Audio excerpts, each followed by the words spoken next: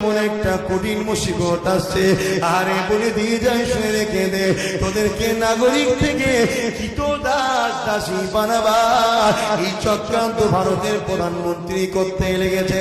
তোদেরকে বন্দি করে নিয়ে ক্যাম্পে নিয়ে যাবে, ডিটেনশন ক্যাম্প। ওই ক্যাম্প মানে জেলখানা, যেখানে তোদেরকে কয়েদি করে রাখবে। ফ্রিতে তো বসে বসে খাওয়াবে না। যে মাঠে তুই চাষ করতি 250-300 টাকা চল্লি দি, ওটা 50টা টাকায় তোকে দেবে।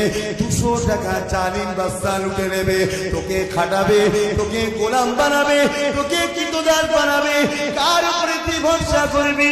দিদির উপরে ভরসা করলেও ঠকবি, বিজেপি কংগ্রেসের উপরে ভরসা করলেও ঠকবি, এমন করে সিপিএমের উপরে ভরসা করলেও ঠকবি। তাই আমি আব্বাস সিদ্দিকী জানিয়ে দিলাম, নিজের বাঁচার জন্য নিজেকে ভাবাবো, নিজের মা বোনের বাঁচাবার জন্য নিজেকে বাঁচো, নিজেকে ভাবো, নিজেকে ভাবো। পৃথিবীর জমিনে জানেনা কখনো গরিবদেরকে বাঁচতে দেয় না। পৃথিবীর জমিনে শক্তিশালী এরা কখনো কমজোরকে বাঁচতে দেয়নি। কমজোর যতক্ষণ ন্যাক হয়েছে ততক্ষণ চালিম জব্দ হয়নি। কমজোর যতক্ষণ না দাঁড়িয়েছে ততক্ষণ শয়তানরা জব্দ হয়নি। তাই আমি আজকে আব্বাস সিদ্দিকী বাংলার কোটি কোটি যুবক আমাকে ভালোবাসে, কোটি কোটি মা ভালোবাসে, কোটি কোটি গরিব ভালোবাসে।